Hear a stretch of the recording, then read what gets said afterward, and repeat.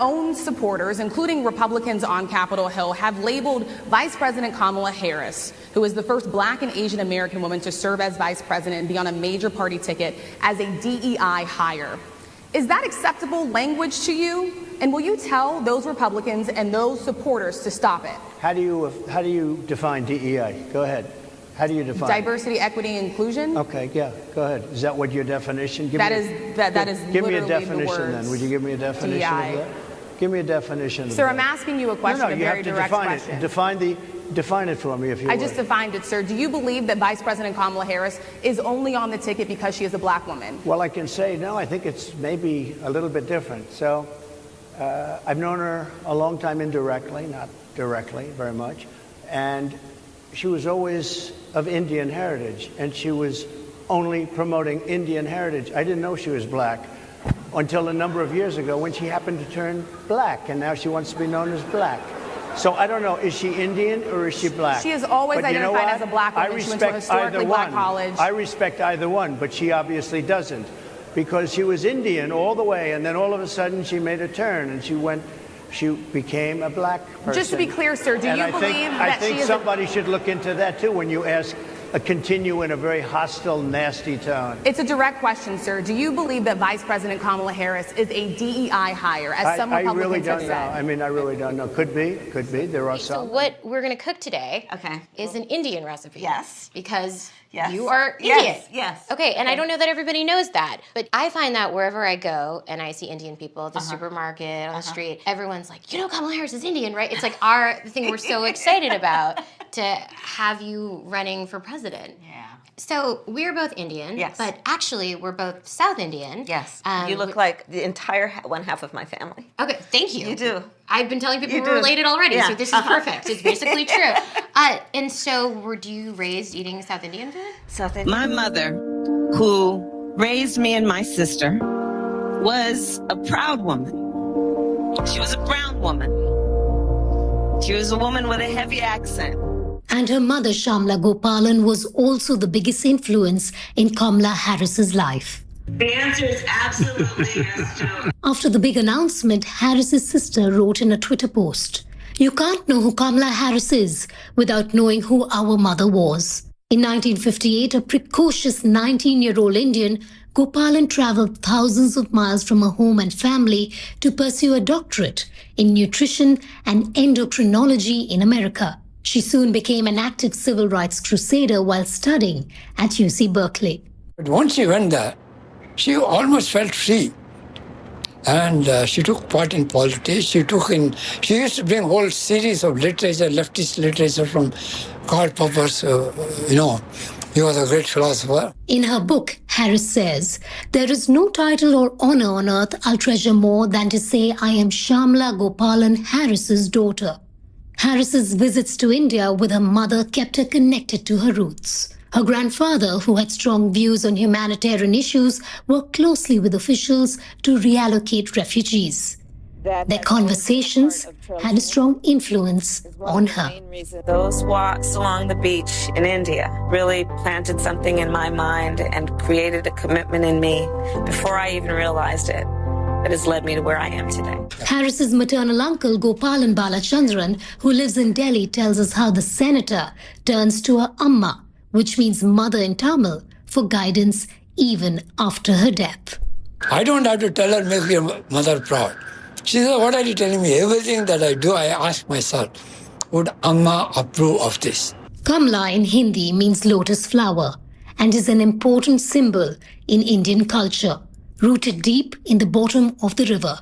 Very similar to Harris's Indian identity, which she wears on her sleeve. There's no doubt that the primary source of learning for Senator Harris was from her mother's experiences and the conversations that she had with her maternal grandfather when she visited India, which was very often accompanying her mother, or when the grandparents would visit them in America. Back to you, Rosemary. And you all helped us win in 2020, and we're going to do it again in 2024.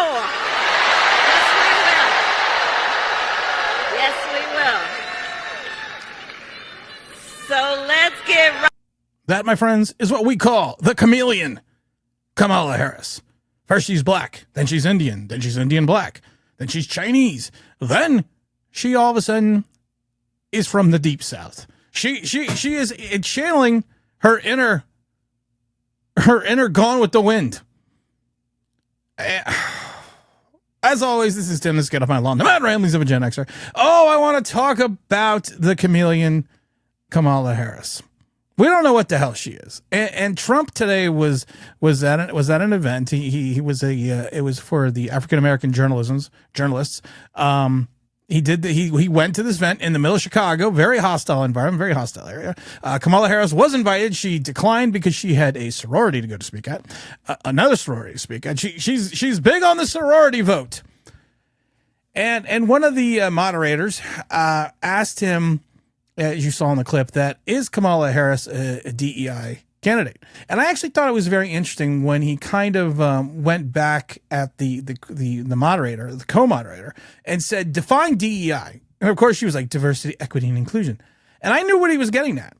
He was saying, okay, yes, it's diversity, equity, and inclusion, but define that.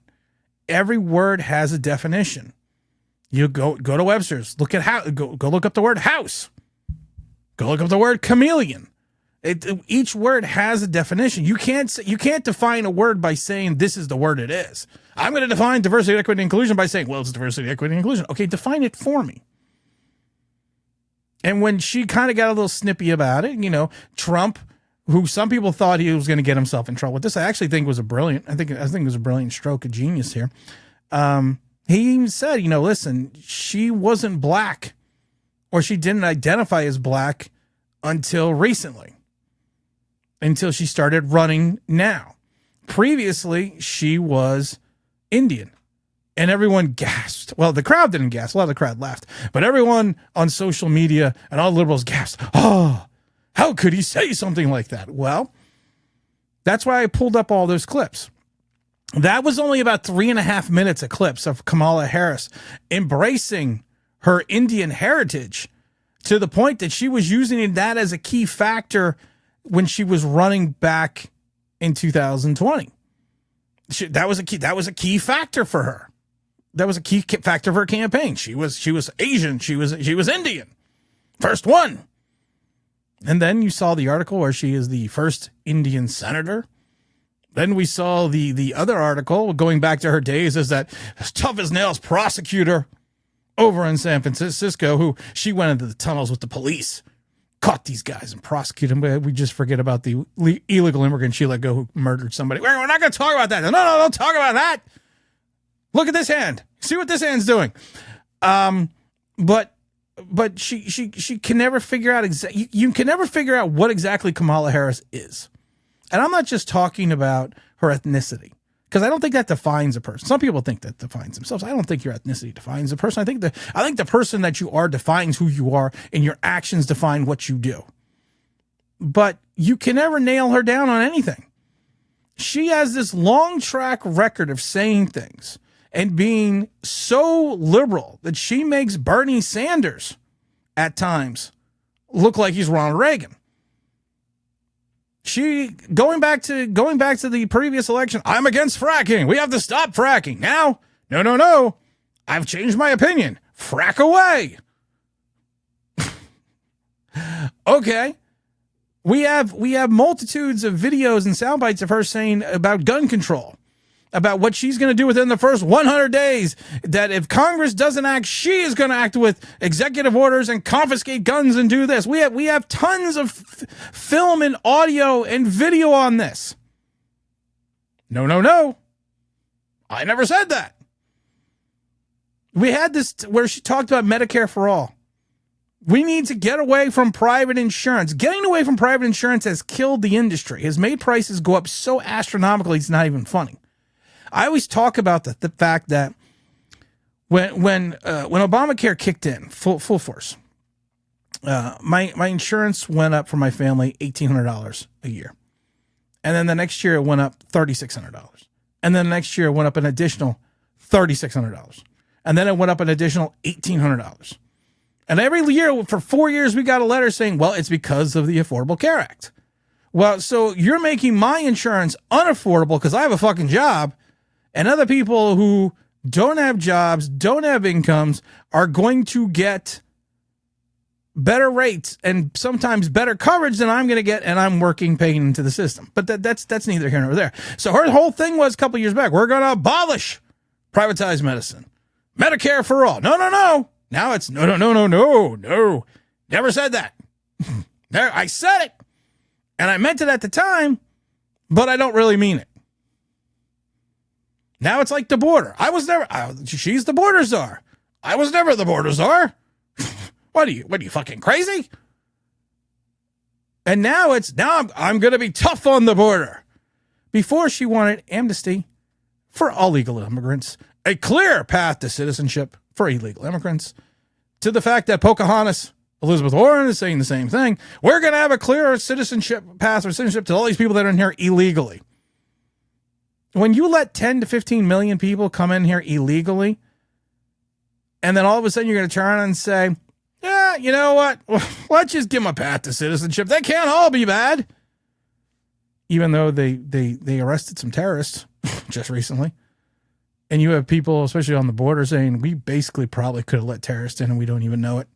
Because we're not vetting anyone. But that's all right. Kamala Harris is jello.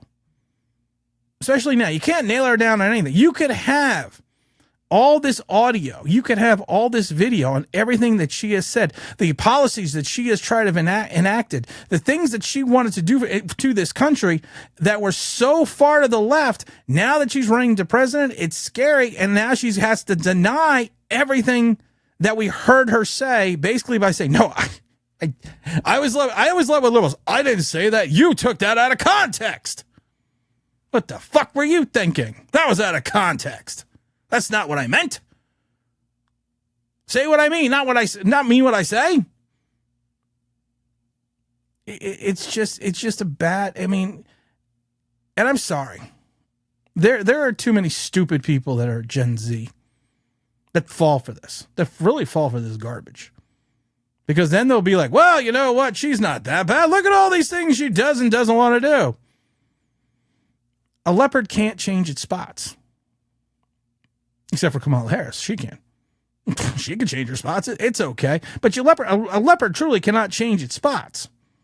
She is what she is. She is a far left liberal that wants to do what they refer to either as socialism or communism in the United States of America and shape it in the guise of equity. It's always about equity. Kamala Harris even says, not everyone starts off at the same spot. But we all should be in the same place now. Okay, I'm a little confused by that one. That one confused me too, because you know what? Life isn't fair. I should be a millionaire. Why were my parents millionaires? Why do they have to work? Why do both parents have to work? Why did I have to get student loans? Why did I have to sit there for years and work 2 jobs to pay back my student loans when I could have just waited? But we have a candidate in Kamala Harris that has such a unlikability about her. She really does. I see her and I cringe. And I love it when they go to Trump, well, you're old. She's going to be 60. It's not like she's 40 years old or 37 years old. She's going to be 60. And I always love the tough talk with her. I'm going to get tough on the border, not like Trump was. Really? Because Trump over in 4 years, I believe, had 2 million illegal border crossings. You have anywhere between 6 to 10. And it's not even been a full 4 years yet. Everything that you want to say you've done as a prosecutor, yeah, that's great. You prosecuted so many African Americans and sent them to jail for petty crimes. That should be a crime. But that never happened because she's just tough on crime. And I love it because they had the what's her name? Something Stallion. The hip hop artist go out to Atlanta and do a song and do for her rally. And they had like 10,000 people at the rally. But this is something they don't tell you because I know people that went to this rally, which I think is funny as shit. So the Stallion performed, and after she performed and Kamala was talking, people just started leaving because they thought it was a concert. It was pitched to them as a concert. And then once they found out it wasn't a concert and she only performed one song, people started going. People started leaving. Like, no, we don't want to listen to the whack job. We want to listen to the slut. What the hell, man? We've come to a dangerous point. We've come to a precipice. And really what it is the fact that there's a certain segment of this population that only relies on how you look. If you're a man, if you're a woman, what's your race, what's your ethnicity. And that's how they judge everything. And that's how they judge fairness. So we need to have a woman of color as president. She doesn't have to be qualified. She doesn't actually have to win the vote. Democrats and the liberals we are the party of law. We are the party of you must do things. We are here to protect democracy. But we are going to just kind of push Kamala through and not tell anybody. We're not going to say anything. Those 11 million people that voted for Biden, we're not going to do anything. Your fucking vote doesn't count. It's the backroom deals with the liberals that vote counts more. Their dollars count more than your vote. But they are the party of democracy and protecting democracy. Go figure that one out. This campaign is going to get so interesting because at one point in time, Kamala, I cannot wait for the debate. I think Trump can't wait for the debate either. And Trump is smart. His campaign, I love it because Kamala's like, he's dodging me. No, he's just waiting for you to actually be the candidate. You are the presumptive candidate. You have not been officially announced as the candidate for the Democratic Party. You are the presumptive candidate. So sooner or later, there's going to have to be a debate. Sooner or later, she's going to have to do a sit-down interview and actually talk about all the things and literally, she has changed her entire philosophy and her entire mindset on all these policies to the polar opposite. She's, like I said, she's the human chameleon. And it doesn't matter if she's black. It doesn't matter if she's white. It doesn't matter if she's Indian. It doesn't matter if she's a woman. She is just not qualified to make these decisions for the country because she is so far left. And the fact that she can't even make a definitive statement of what she is, if she's black, if she's Indian, she doesn't know which heritage to use, but she uses it when it's to her advantage. She is good. If she goes and speaks to a rally full, that's for the Indian Asian population, she's Indian. She goes to Atlanta, she's black. She's Southern black. And Trump was right.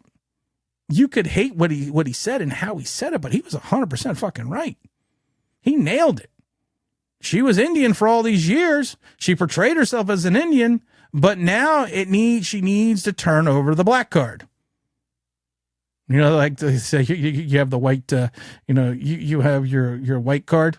Here's my white card. I don't have one. They never gave me one. They never gave me a white privilege card. I don't know why. I've always been trying to get one, but I never could get one. But now she's turning in her black privilege card after she's going to put her Indian privilege card back in her wallet because she's the most diverse candidate. Her diversity is there when she needs to be. This is a woman that's an opportunist. Ask Willie Brown. Willie Brown, remember her lover, her way older lover, gave her a car, took her on lavish trips, increased her, basically put her in a position in a role that she shouldn't have been in and gave her raises for it because, she gave him a raise. That's what she said. Oh, hey-oh, sorry. Hey-oh, sorry about that. But she's an opportunist. Kamala Harris is an opportunist. And you have to worry about people falling for that. Falling for the fact that she is going to just tell you what you want to hear. And then at the end of the day, she's just going to do what she does. Because like I said, leopard does not change its spots. It doesn't. And you can hate like I said, you could hate people for telling you the truth, but Trump was 100% right. He spoke the truth. And now more and more of these videos, this is the problem with Kamala Harris. This is why she's such a flawed candidate. Everything she says, there's like 20 hours of video of her saying the exact opposite. So she's going to have to defend her own record of her own words of what she said, plus the fact that she's saddled with the policies of the crazy Joe Biden policies. This whole Supreme Court thing, she should never have co-sponsored that bill. She should have got out from underneath that, kind of like she did Willie Brown. But she should just get out from underneath that because it's such a wacky thing to bring up right now because they don't have anything else to run on. It's abortion, it's abortion, and democracy. That was last year. That was the last year mid-year elections. It's abortion and democracy. Now it's abortion in the Supreme Court. It's great because if you can't afford an abortion because it's too expensive because of inflation, energy prices, everything else, what does it matter? We've just reached a scary moment in time.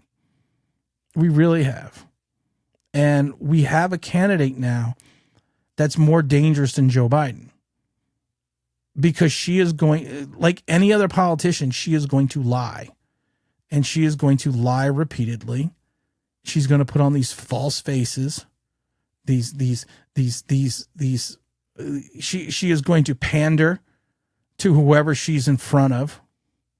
Trump, love him or hate him, he tells you what he is. But she is going to pander to these people, and you're going to have a segment of the population that's going to fall for it and say, oh, I have to vote for her because I'm black and I'm a woman. No, you need to vote for the best candidate. Use your brain. If you think Kamala Harris is the best candidate, tell me why. Tell me what she has done to enhance your way of life through government. I always put that question. Are you better off now than you were 4 years ago? No, people tell you, no, I'm not. We now have a health crisis in reference to mental health in regards to people now being people now. There's a large segment of the population that is in such credit card debt because they paid or used their credit card to pay groceries, to eat, to feed their family. Now those bills are coming due. And they don't have the money to pay that, and they don't have the money to pay their family. But don't worry.